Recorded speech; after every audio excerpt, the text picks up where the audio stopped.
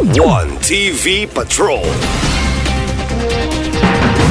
Usabis noon gialerto sa Bureau of Fire Protection pagbidantayon sa sunog o katalagman gipahugtan.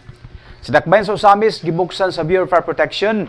Usamis ang pagsaulog sa Fire Prevention Month karong Marso pinaagi sa usa ka mabulokong flag raising ceremony sa City Hall. Diin gipasigdahan ang panawagan alang sa mas luwas o mabinantayong komunidad. Ubos sa pagpangulo ni City Fire Marshal Fire Chief Inspector Lloyd M. Villaruya, gipadangat sa BFP ang ilang tinuod nga misyon ang pagpanalipod sa kinabuhi o kabtangan.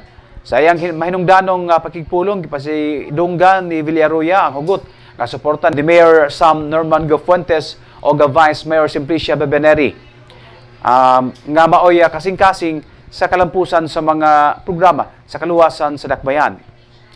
Pangandaman batog sa katalagman gihatagan og gibugaton ni Villaruya nga ang henerasyon karon puno sa mga hagit gikan sa mga kalamidad sama sa linog hangtod sa mga krisis sa kalibutan.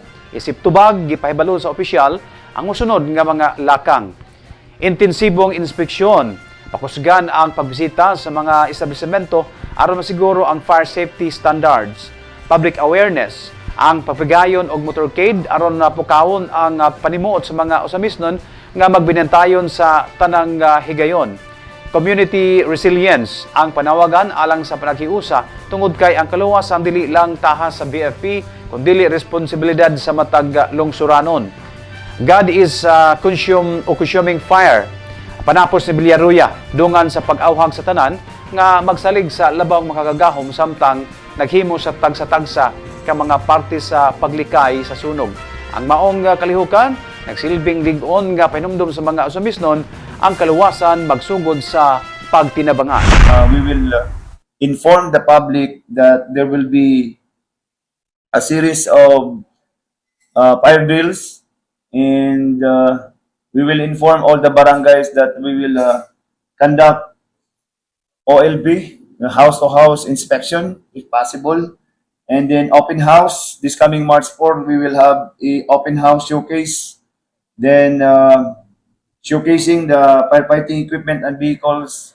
Ang ato ang mga i-demonstrate nato ang skills sa atong Special Rescue Force because we have established Special Rescue Force sa ato ang provincial office, and we will ask our provincial fire marshal, ang atong very supportive na Fire Marshal Senior Superintendent Greg Elbambo.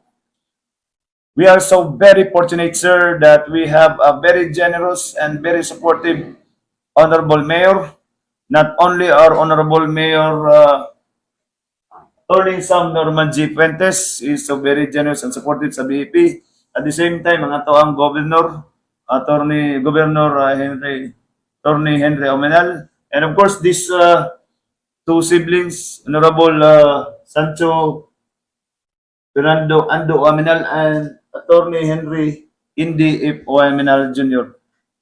We are, just like gahapon, ang atong activities, gi-providean mi sa atong local government headed by our Honorable Mayor Attorney Sam Norman Fuentes.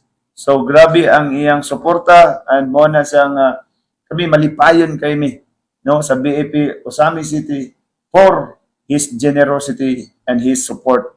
100% support sa BEP Osamis City. One TV Patrol.